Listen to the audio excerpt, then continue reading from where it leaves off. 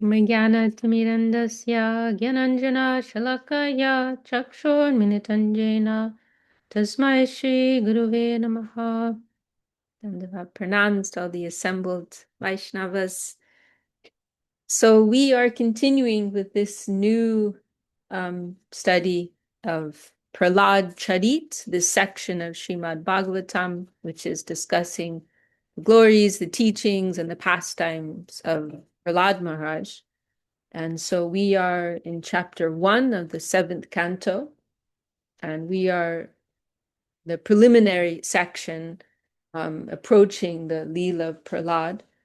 And there's this discussion we've been going through, right, with Shukadev Goswami, right? He's discussing this point. How can we understand that the Lord is impartial and equal to everyone? And we see he treats different persons differently. How can we understand he's still acting from the same place of neutrality? And so that point has been discussed. And now Shukadev Goswami is about to shift into a story within a story, you could say, which occurred during the famous Raja Suya sacrifice, right, that King Yudhisthira performed, like a key moment in Mahabharata. And Narada Muni relates a story to him concerning this point. And then I think that's how we segue into the Prahlād pastime. So we are picking up at verse 13, Canto 7, first chapter. So Suvasnidhi, do you want to lead us in chanting the Sanskrit here?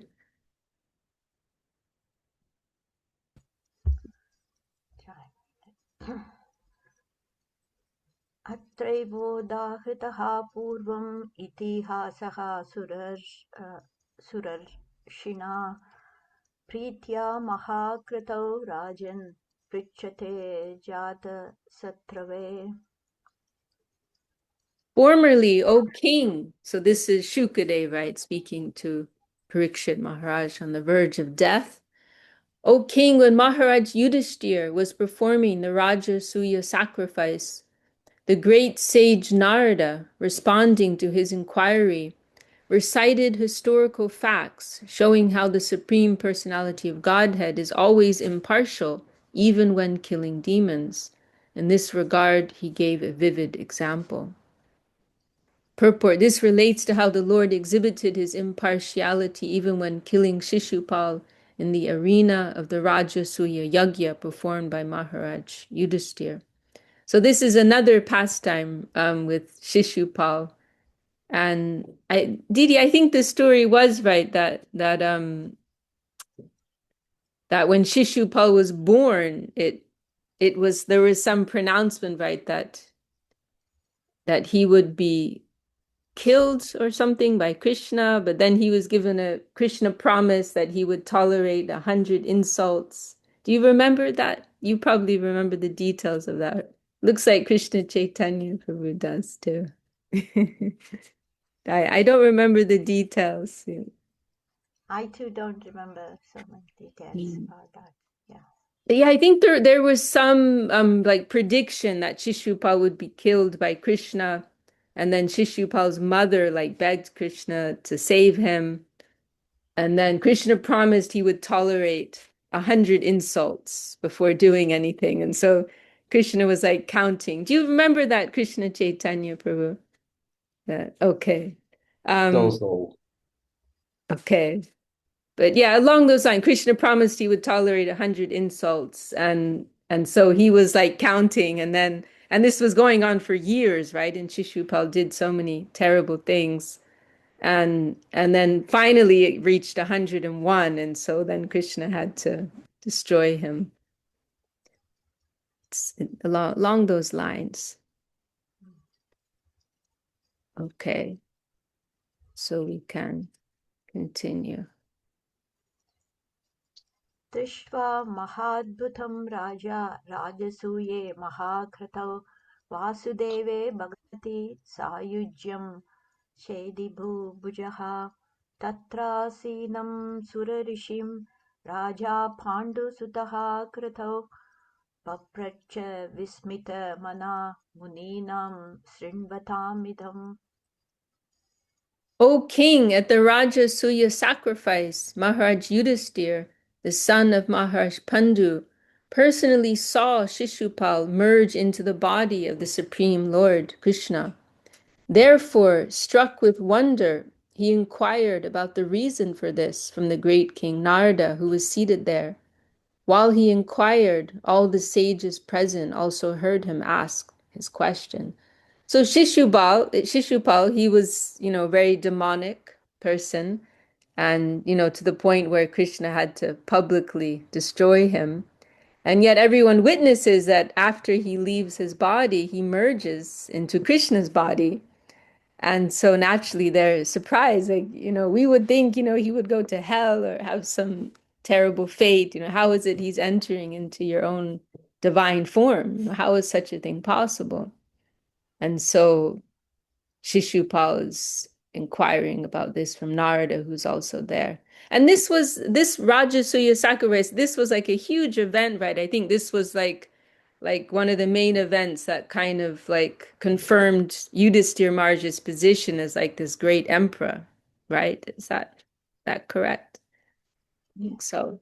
So there's like so many, and that's also was also at that Rajasuya sacrifice, right, where we hear um that poor Vaishnava from the outskirts of the town was brought in, right? And that's also another wonderful story, right? Where Krishna, he told that because part of this, as a part of this sacrifice, and really we could say the most important part is doing Vaishnava Seva, right? Satisfying the Vaishnava. There's so many parts to the sacrifice. They're doing the sacrificial fire and making so many offerings, but then at the conclusion they have to do Vaishnava Seva. And Krishna makes that pronouncement, right? That when this bell rings, after you serve everyone, and if everyone is satisfied, then this bell is going to ring, and that will mark the completion, the successful completion of the sacrifice. And so we hear, right, this is like this huge event. So many great, dignified, exalted personages are present. And the Pandavas are feeding everyone, distributing wonderful prasad. But then at the conclusion of it all, the bell did not ring, right? And so the Pandavas are inquiring from Krishna, what happened? You told us the bell would ring. So many great people are here. Bhishma Dev is here. You are here, Krishna. All these great persons are here and we've served them, but the bell hasn't rung, right? What happened? And Krishna tells them, go to the outskirts of the town. There's this very simple Vaishnava carrying on his life in a very humble way. He is a great devotee. Bring him here. You serve him. And then the sacrifice will be complete, right? And so they go out, and I think Arjuna goes out personally, brings him. Draupadi personally cooks for him, fresh prasad. They offer that to him, and but we hear still the bell did not ring, right? And they're asking Krishna what happened, and Krishna says, "Oh, was anybody thinking anything in their mind, anything bad about this Vaishnava?"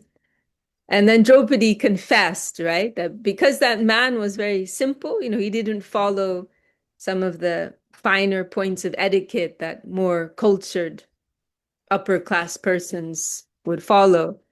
He mixed everything together, and so all these like very fine preparations that Draupadi had made, going to so much trouble, they all have their own distinct flavor and you're meant to individually savor them all. But that man's very simple. He just mixed it all together like khichdi. And so Draupadi was feeling a little, irritated by that. Went to so much trouble. And now he's just mixed. He's not really appreciating all the effort that went into making those fine preparations. And so she's a little disturbed by that. And so she confessed, oh, yes, Krishna, I have to admit, I was thinking something. He mixed all of my cooking together. And so Krishna said, okay, then again you have to serve him. And so again she cooked and and that man again he honored that prasad and then we hear the bell was ringing with each and every morsel that he took. So a very, very beautiful pastime. Srila Sridhar Maharaj tells that story, right? And showing that the Vaishnava can be anywhere, and also the importance of honoring the Vaishnava, no matter how they may appear to our worldly vision, right? If they have that pure Vaishnava quality, we must honor them and appreciate them. So that was one of the events. This was like some very, grand event. So many things happened at this Rajasuya sacrifice. So this was another extraordinary event that took place during this sacrifice, and probably went on for a few days, right? I expect it wasn't just one day. So this was another extraordinary event that took place that Krishna had to kill Shishupal, and then he's merging into his body, right? So Maharaj Yudhisthira is surprised, and he's inquiring, how could this have happened to such a terrible person? So we'll go on to verse 16. Okay. Sri Yudhishthira Uvacha Aho Achyadbhutam Hyetat Durlabhai Kantinamapi Vasudeve Pare Tattve Praptis Chaityasya Vishaha. Maharaj Yudhishthira inquired, "It is very wonderful that the demon Shishupal merged into the body of the Supreme Personality of Godhead, even though extremely envious. This Sayujya Mukti is impossible to attain, even for great transcendentalists. How then did the enemy of the Lord attain it?"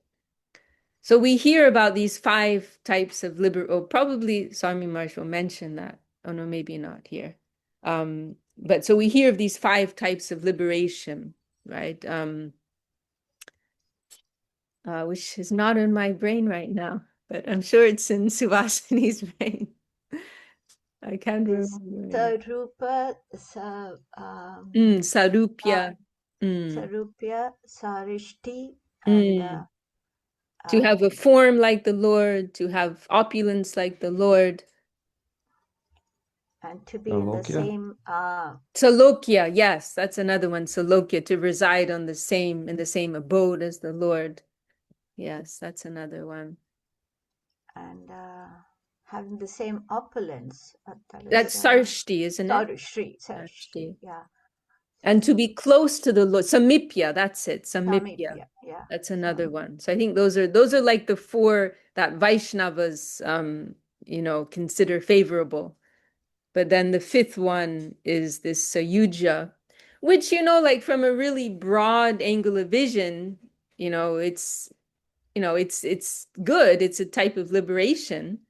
But for the Vaishnavas, it's a terrible thing, actually, because it excludes the possibility of service, right? You're merging into the Lord's body. You can't serve him. You can't have a relationship. So I mean, there must be some type of, like blissful existence in that, but there's no service there. And there's also 2 types, right? There's Sayuja Mukti, we're merging into the body, then there's also merging into the effulgence. So that's so there are 2 different types. So this one is particularly mentioning into his body. So yes. There are 2 classes of transcendentalists, the Gyanis and the Bhaktas. The Bhaktas do not aspire to merge into the existence of the Lord, but the Gyanis do. So here, Gyanis in the sense of persons who, we could also say liberationists, right? They want to transcend material bondage, enter into an eternal life. But, they're not necessarily interested in a devotional relationship with the Lord.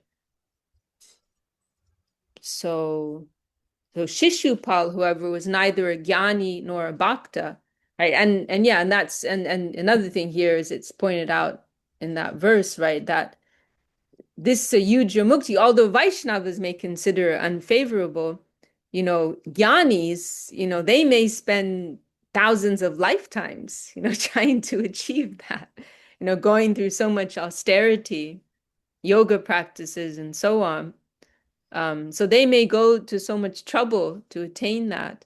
But Shishupal got it from trying to kill Krishna, from being envious of Krishna. So it is really quite an extraordinary thing, right?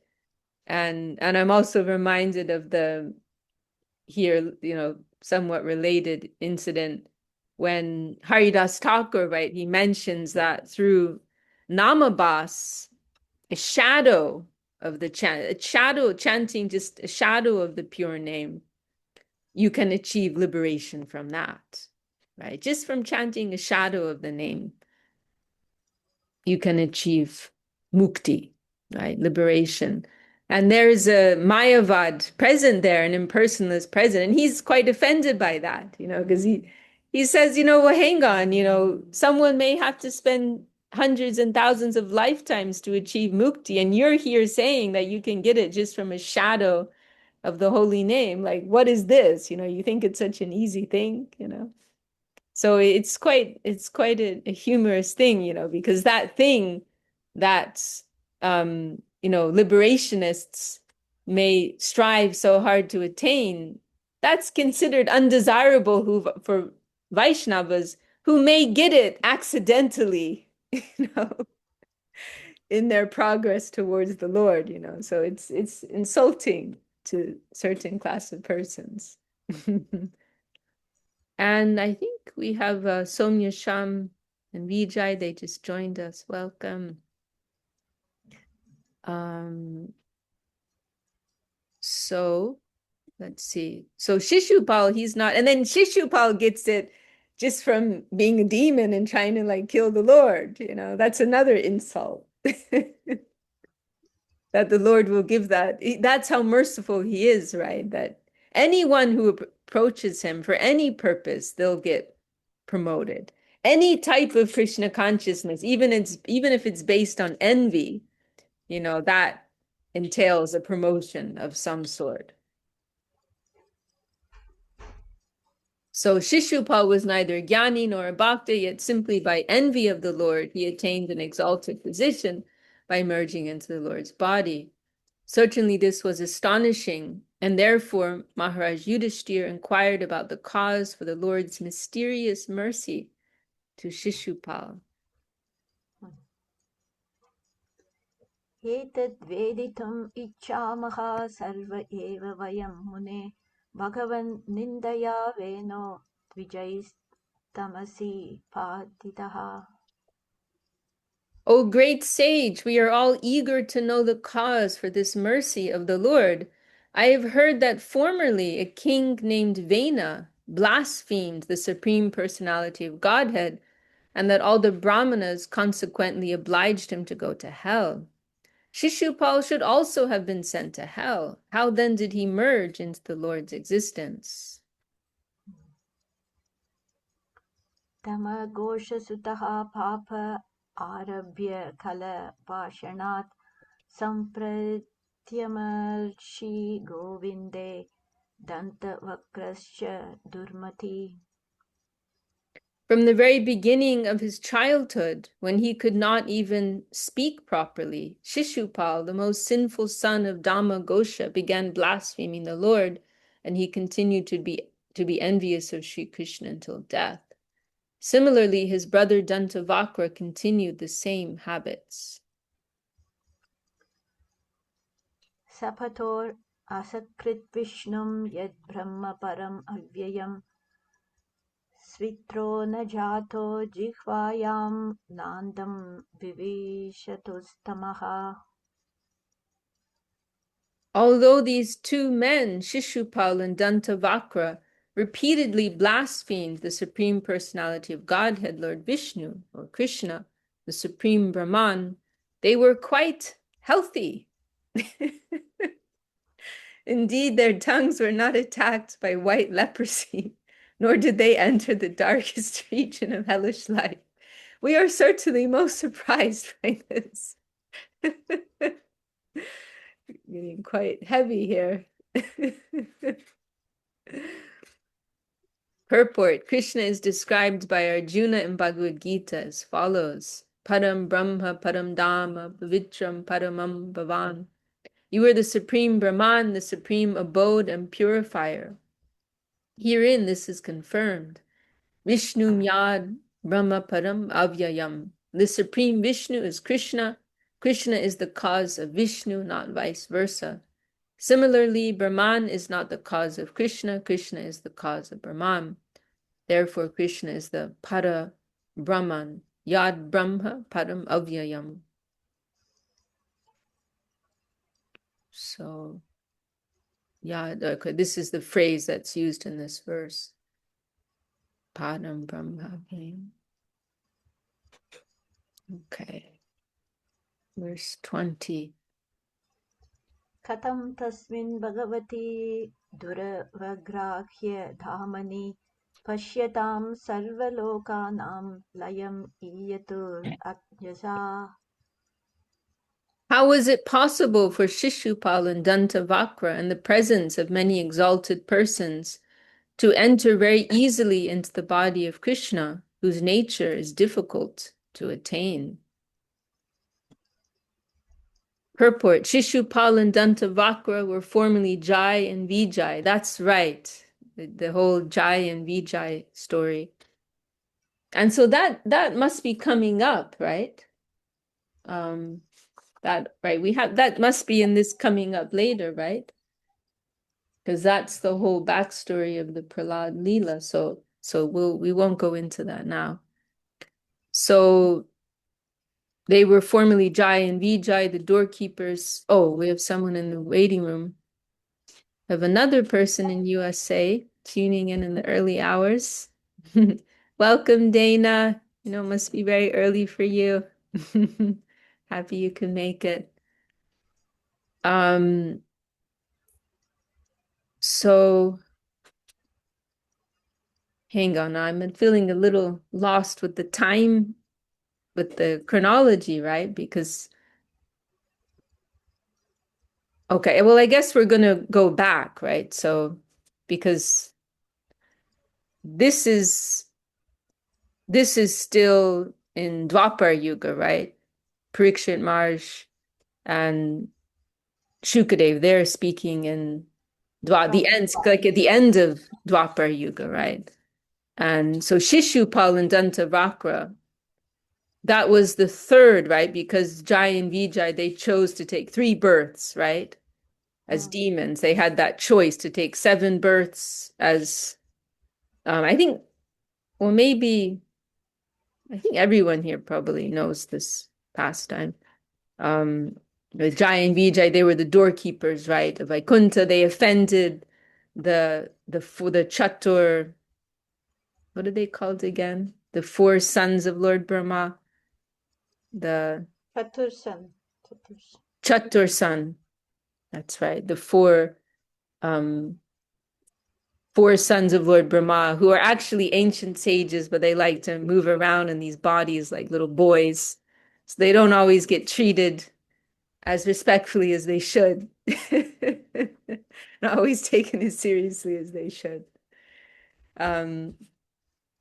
And so these doorkeepers don't give them the proper respect, and so they get angry, they lose their temper, and so they are cursed, and they're given that choice, right? To either take 7 births on earth as devotees of the Lord or 3 births as demons. And so they choose the shorter period of time, even though they're enemies of the Lord in those births. And so in Satya Yuga, they are Hiranyakashipu and Hiranyaksha, right? And then Dwapar Yuga, Shishupal and Dantavakra. And then what's the third one? Kumbhakarna and Ravana. That's right, Kumbhakarna and Ravana. Kumbhakarna and Ravana, and that's in Treta Yuga, right? In Lord Ram's Leela. And then they also appear, but it's more like a cameo thing. in Gora Lila, as Jagai and Madai, because that Gurudev, he was asked about that. He said that was like an extra thing. That was like that was like an extra they did voluntarily. So it's like a cameo type of thing. But that wasn't part of like the terms of the original contract. um, yeah, so I think we're going to go back to the beginning of that story in the following verses. So Shishupal and Dantavakra were formerly Jai and Vijay, the doorkeepers of Vaikuntha. Merging into the body of Krishna was not their final destination. For some time they've remained merged, and later they received the liberations of Sarupya and Salokya, living on the same planet as the Lord in the same bodily form. The Shastras give evidence that if one blasphemes the Supreme Lord, his punishment is to remain in hellish life for many millions of years, more than one suffers by killing many Brahmins. Shishupal, however, instead of entering hellish life immediately and very easily received Sayuja Mukti. That such a privilege had been offered to Shishupal was not merely a story. Everyone saw it happen. There was no scarcity of evidence. How did it happen? Maharaj Yudhisthira was very much surprised. एतद् भ्राम्यति मे बुद्धिर्दीपाचिरिव वायुना ब्रूह्येतत् अद्भुततमं भगवान् यत्र कारणम्. This matter is undoubtedly very wonderful. Indeed, my intelligence has become disturbed, just as the flame of a candle is disturbed by a blowing wind. O Narada Muni, you know everything. Kindly let me know the cause of this wonderful event. And for those who just joined and maybe don't know what's going on, we've started going through the 7th canto, which is telling the pastime of Prahlād Maharaj. So we are in the preliminary section of that part of Bhagavatam. Okay, so purport, the Shastras enjoin tad vijnanartam sagarum evabhigachet. When one is perplexed by the difficult problems of life, to solve them, one must approach a guru like Narada or his representative in the disciplic succession. Maharaj Yudhisthira therefore requested Narada to explain the cause for such a wonderful event. Text 22. Shri Bhadarayaniruvacha Rajnastadvacha Akarnya Narada Bhagavan Rishihi Tushtaha Prahatam Abhashya Srinvatyastad Sadaha Katha.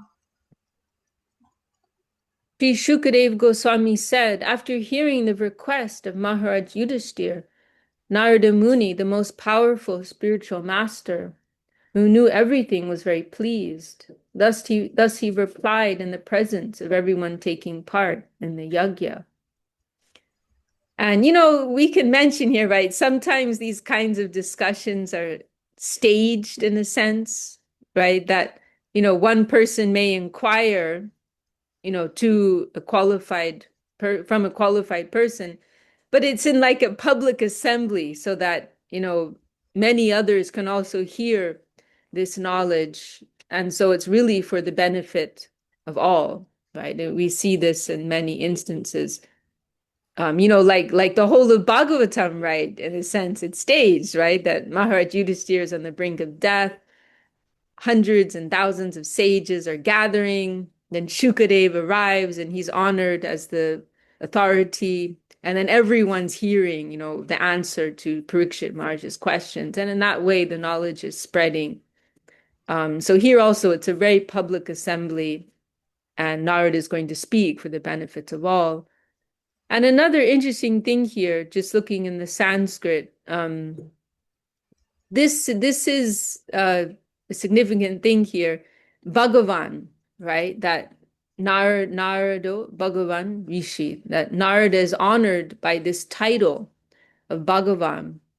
And this is significant for us because it's demonstrating that Bhagavan it is, normally when we hear the word Bhagavan, we think of it as referring to the Supreme Lord. But there's also a convention in Sanskrit texts to refer to great personalities, who are, exalted persons who are empowered by the Lord in some way. And, they are also honored by that term, Bhagavan, as a title. And the reason I bring this up is because Srila Sridhar Maharaj, he actually used that term to glorify Srila Bhaktisiddhanta Saraswati Thakur. He referred to him as Bhagavan, Bhaktisiddhanta Saraswati. And Srila Sridhar Maharaj, as far as I understand, that was something that he spoke of or mentioned in some way. But then our Gurudev, Srila Govinda Maharaj, he put that into practice in more of a public way. But then that was actually challenged, by some other members of another institution. They challenged that, we can only use Bhagavan to refer to Krishna, it's only for him, you can't use that for anyone else. And so there were some who challenged that. But Gurudev, he pointed out, it's, considering what Bhaktisiddhanta Saraswati achieved in this world, considering the scope of his preaching and his, his personal potency, that title is very appropriate. And Gurudev also pointed out that if you actually look in the Vedic texts, it is a term that is used, for very honorable personalities. And we see one example of that here, where Narada Muni is, he's not Krishna, he's not the Supreme Lord, but he's being honored by this term Bhagavan as a title. And I seem to recall Gurudev also mentioned that he had some paper where Srila Sridhar Maharaj had written in his own handwriting, Bhagavan Bhaktisiddhanta Saraswati Thakur or something like that. And so he used that to show, that, this is my Guru Maharaj's idea, this is his conception. We can refer to him in this way. And we also see that convention in the scriptures. And, this is going a little off topic, but, Gurudev gave this amazing talk once. It is recorded. It is published on the Mott website, where he was speaking about this. It seems like it's something he liked to discuss, because Acharya Maharaj also told me that once when he was about to go for I think it was Saraswati Thakur's appearance day, and Acharya Maharaj, Shripad Bhakti Nirmal Acharya Maharaj, he was about to go for some public lecture somewhere to glorify Srila Saraswati Thakur. And before he went, Gurudev gave him, it was like an hour-long explanation about the significance of this title, Bhagavan, and why it's appropriate for Saraswati Thakur. And so Srila Acharya Maharaj mentioned that. And then there was also this one talk of Gurudev's that we do have recorded. I think it was around maybe 2007 or something like that. And it was in Navadvip. And Gurudev spoke on this point, and he actually gave this really incredible explanation, because he broke down the meaning of Bhagavan, right? Because Bhagavan is defined as one who is in full possession of these 6 qualities, right? Beauty, wealth, power, knowledge, renunciation, fame. And so Gurudev broke that down and then was relating, showing how each of these qualities were very gloriously expressed in the preaching mission, and in the life and in the qualities of Srila Saraswati Thakur, like for example,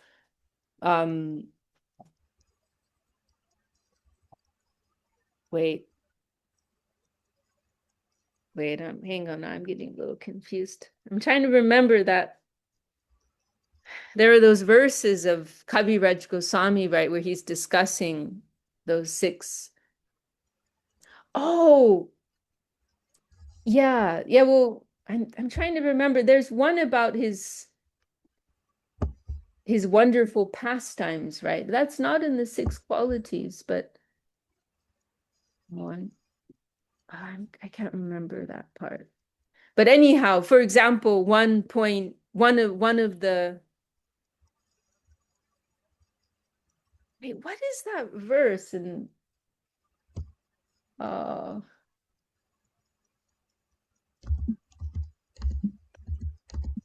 oh no, I think no, what I'm thinking of is the 64 qualities and the four special. That's what I'm thinking of. That's what Gurudev was talking about. Yeah. Yeah, I don't think he was speaking about the six qualities of Bhagavan, but he spoke about the four special qualities that Krishna has. That's what it was, right? Because we hear right, every jiva can potentially have like up to 50 qualities. The demigods can have like up to 55 or something. Vishnu has 60, and then Krishna has 64, right? So Krishna has these four special qualities that no one else has, right? So there's his flute, right? His wonderful pastimes, his wonderful associates, his beauty. There's the four, something like that. We can check. It's Sarvadbhuta that's Chamatkara. it. Yeah, that's Yeah, the verse. Yeah. Do you Sarvadbhuta have that in Chamat. front of you, Didi? Do you want to I don't have it Sarvad in front of. Bhuta? Sarvadbhuta Chamatkara Leela Kalola Varidihi. Mm, Atulya Madhura Prema Mandita Priya Mandalaha. Trijagan Manasa Karshi. mm, Something, something. you have it memorized. Wonderful. Yeah, Adbhuta. so like for example, Krishna's flute is mentioned there, right? How he's attracting the whole universe through the sweet playing of his flute. And so Gurudev was drawing a comparison to Srila Saraswati Thakur's extraordinary preaching, right? His powerful preaching, which was, spreading throughout India and starting to go beyond India even. So that he related his powerful, potent preaching to Krishna's flute. Then one of them is Krishna's wonderful associates, right? And Saraswati Thakur also. Saraswati Thakur was so exalted himself, but he was also surrounded by so many exalted associates, you know, including and headed by Srila Bhakti Rakshak Sridhardev Goswami Maharaj and so many others as well, right? I mean, so many. It's quite an extraordinary thing. He had so many highly exalted disciples and associates. There's his beauty, right? We hear and we see, we are blessed to have some photographs how beautiful Saraswati Thakur actually was. And actually, Sridhar Maharaj has also discussed that in some of his poetry. He's discussing his beautiful form. We also hear descriptions. Srila Sridhar Maharaj and also his godbrothers have discussed, like when Saraswati Thakur used to speak, how effulgent, how beautiful, how bright his form, sometimes flushing. There's that one description we hear when he was, very, very excited in his discussion. Sometimes his face would be flushing white and red like a lotus flower. So he was comparing that to Krishna's beauty, and then wonderful pastimes. Just as Krishna had so many wonderful pastimes, Saraswati Thakur also, he had so many extraordinary pastimes in his life of spreading the mission of Mahaprabhu. So Gurudev gave, and it is published on our Mott website, I'm pretty sure. It was like a maybe 40-minute talk, something like that. And he was discussing this, in some detail and showing, that all of these qualities, they were demonstrated in the divine life of Srila Bhaktisiddhanta Saraswati Thakur. So that title of Bhagavan is perfectly appropriate. Okay. So we went a little off topic there, but I think that's okay. Yeah, It's a good point because, like, if any of you come across someone who's asking about that, you can say, well, I've seen for myself, it's in Srimad Bhagavatam, it's it's used, it's not only used for the Supreme Lord. It's right here.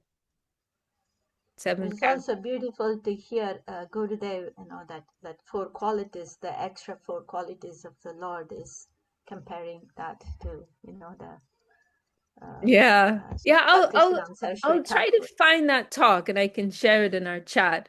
No, it was so extraordinary because this is like a unique angle actually coming from the heart of Srila Govinda Maharaj. I haven't heard that anywhere else.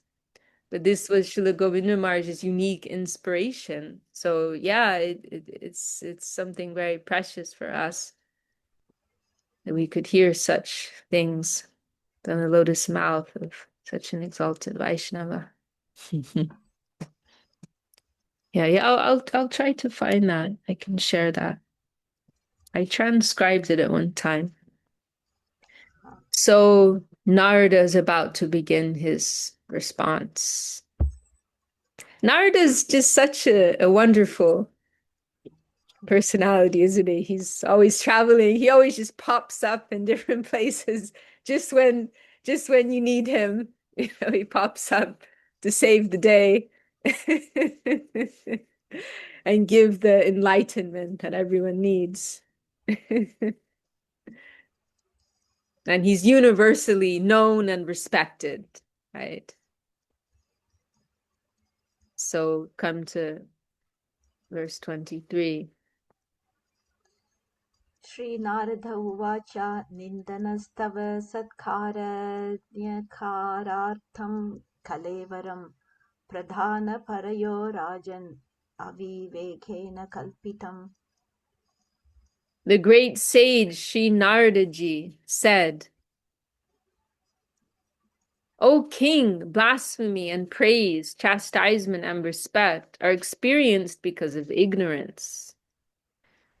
So we were discussing that we had our US Bhagavad Gita meeting earlier on. Rishabhanavi was there. And so we were discussing this, right? The duality of this world, right? Pleasure, pain, friends, enemies. And here, blasphemy, praise, chastisement. These are all part of the duality of this world. And you will only be affected by them if you're in ignorance, actually, because if you are in proper knowledge, you will see it for what it is. It's just a part of the duality, mundane duality. It is all coming, going, moving in the cyclic way, and we don't need to be affected by that.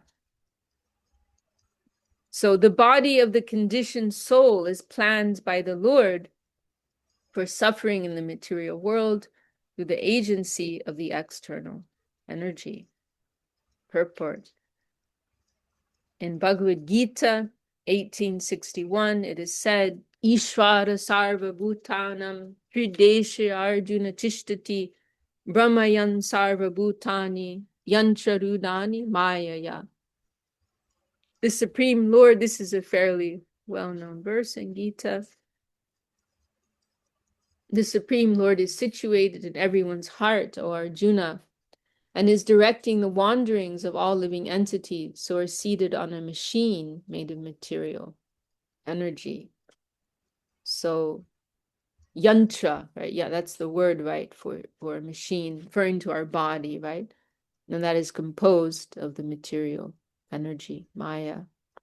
The material body is manufactured by the external energy according to the direction of the Supreme Personality of Godhead. The conditioned soul, being seated on this machine, wanders throughout the universe.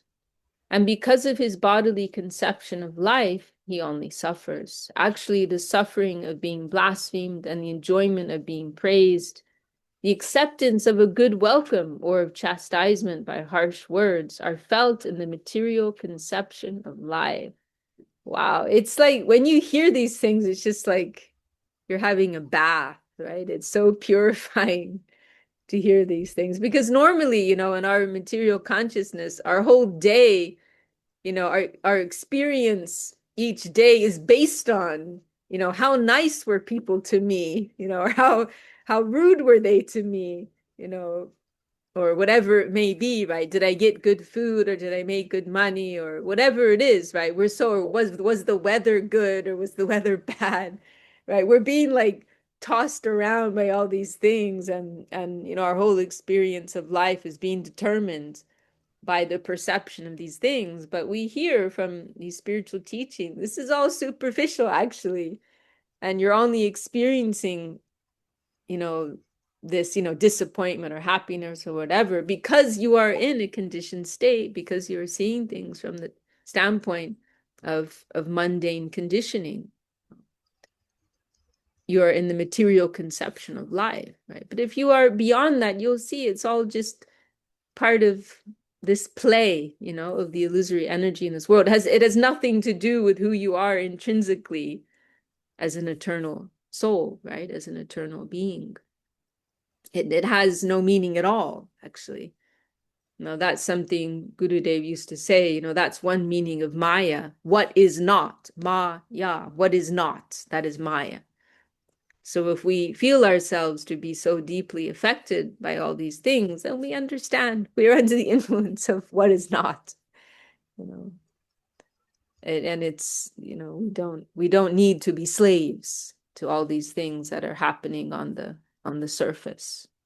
Our connection, our true reality, that's happening on a much deeper plane. So it's so purifying, to we know these things, right? We hear these things, but we need daily reminders, actually. This is actual reality.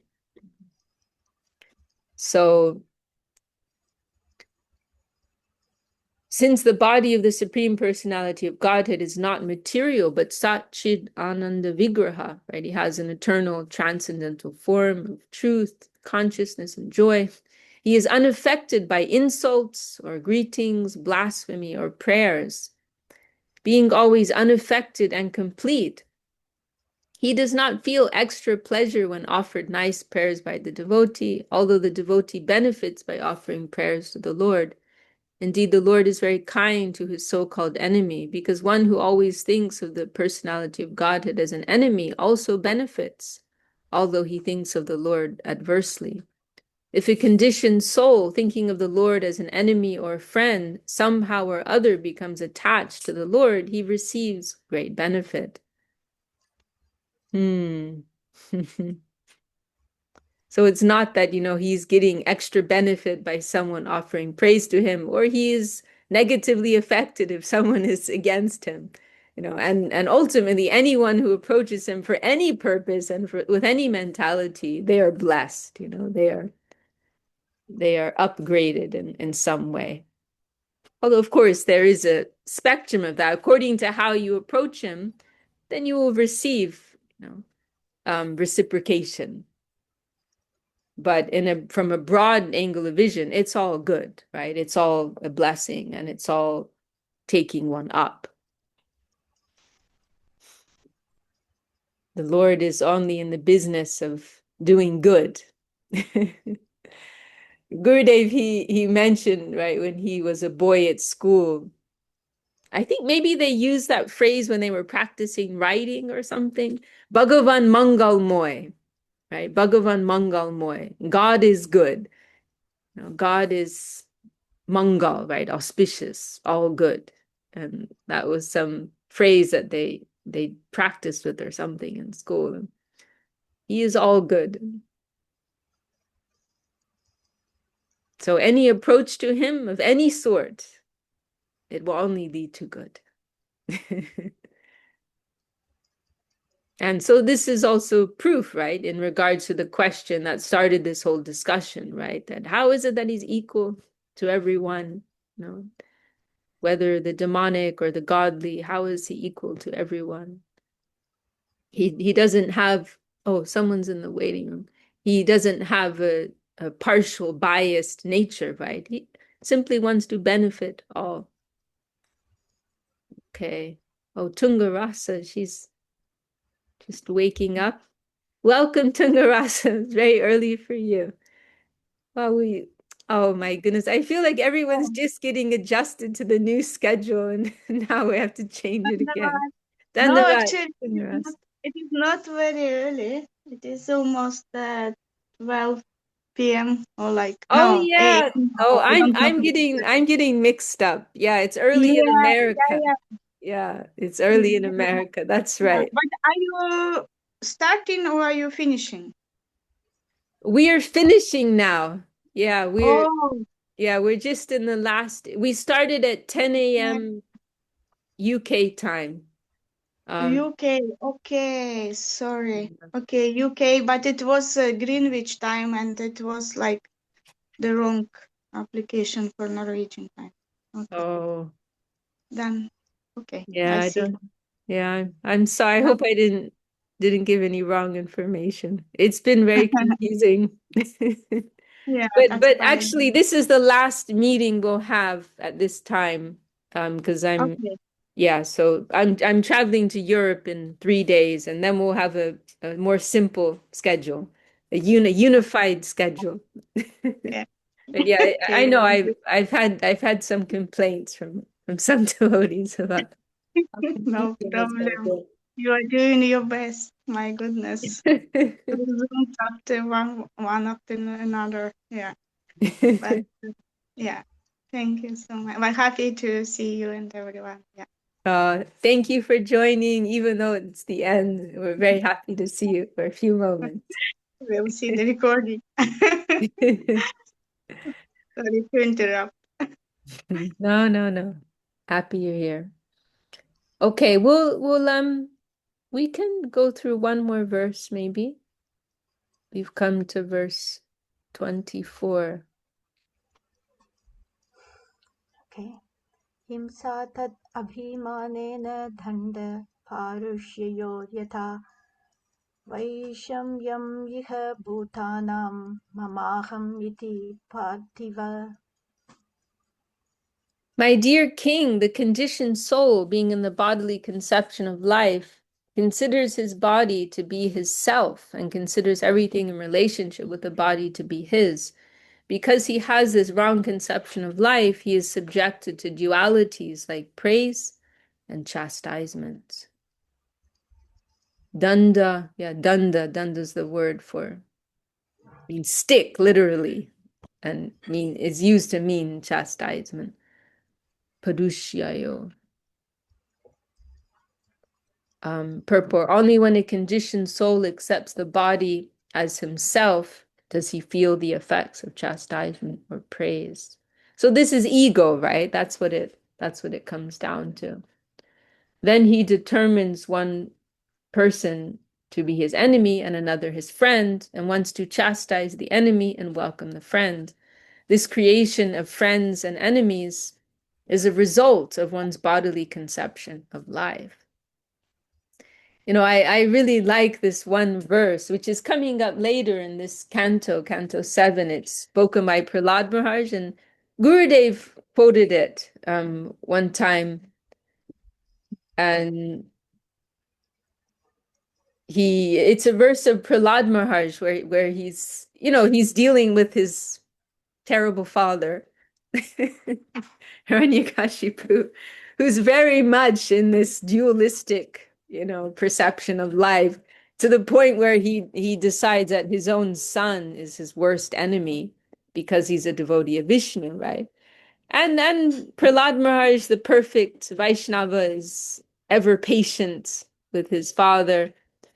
And so there's this one verse at one point where his father's speaking from this whole standpoint of friends, enemies, and then Prahlad Maharaj, he gives there's this one phrase in this one reply where he says, he begins, I think it's like the beginning of a response, and he says, let me first offer my respectful obeisances to the Supreme Lord, by whose power, by whose energy of Maya, this whole conception of friends, enemies has come about, right?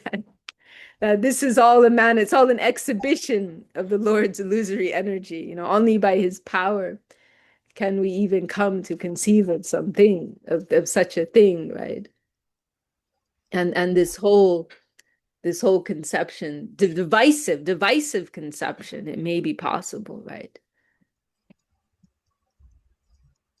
So, this is actually, there's this very interesting explanation, and I don't know where it's mentioned in the scriptures originally. Maybe Suvasini Didi or someone here knows, but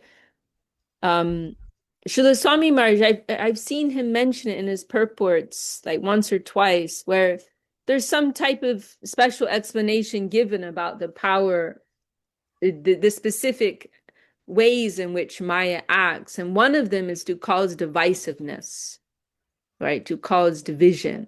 You know, that's one of the specific actions of Maya. And so it is the effect of that energy that one thinks in that way, that, you know, being under the influence of that this is my friend, this is my enemy. And you know, and then the ego is right at the heart of that, right? The false ego, the ahankar.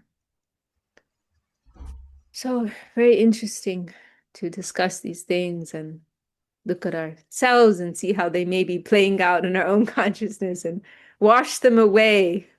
Wash them away. We don't have to think in that way, right?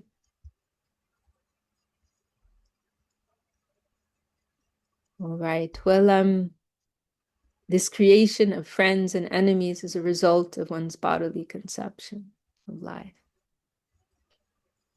All right. Well, maybe we'll stop there. Suvas, do you want to share any final thoughts before we end?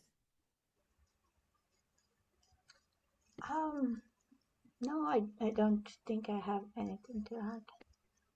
Okay. Just thinking this division you said, right? Mm.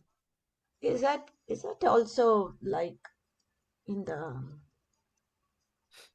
nature of Kali? Kali, you guys said. Yes, yeah, I was thinking that too. That's also mentioned, that Kali, that's also the energy. It's an energy that's particularly dominant in this age, right?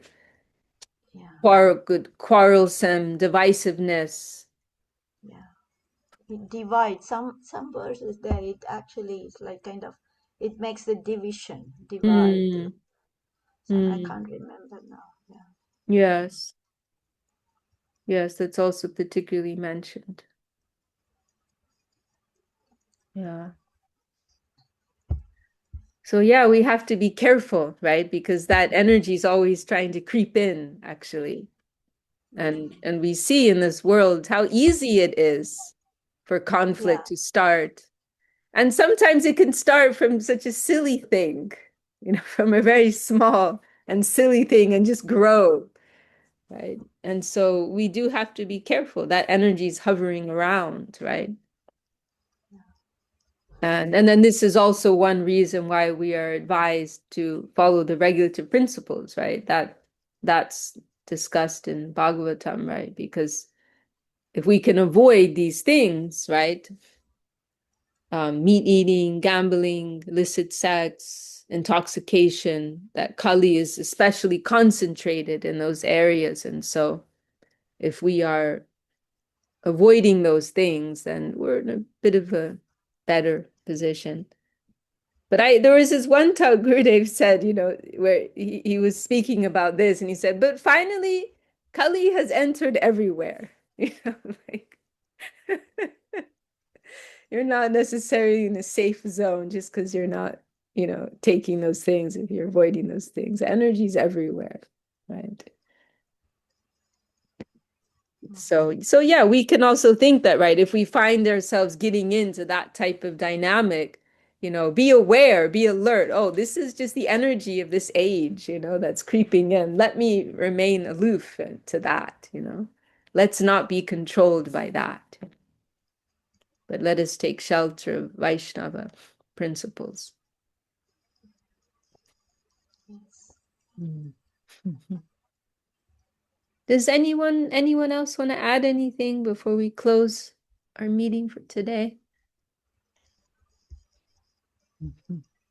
Okay, well, thank you all for your good company. I'm so happy that we're going through this. It's going to be a long journey, but it's a good one. And as I mentioned in the beginning, we'll have to start a new schedule next week, and I'll announce that in our chat group. But probably it will be evening in Europe. I think that's how we used to do it, and morning in the US. So. Okay, well, wish you all an inspired weekend. Thank you again for your good company. Jai Shri Bhakti Sundar Govinda Dev Goswami Maharaj ki Jai. Shri Bhakti Rakshak Sridhar Dev Goswami Maharaj ki Jai. Jai Srimad Bhagavatam ki Jai. Shri A.C. Bhaktivedanta Swami Maharaj Prabhupada ki Jai. All the assembled Vaishnavas, sincere seekers ki Jai. Jai Srivasani ki Jai. Shri Harinam Sankirtan ki Jai. Nitai Gaur Premanande. Thank you, Haribol. Vishaka. Vishaka did. Oh. Didi ki jai. Jai Gurudev. Jai.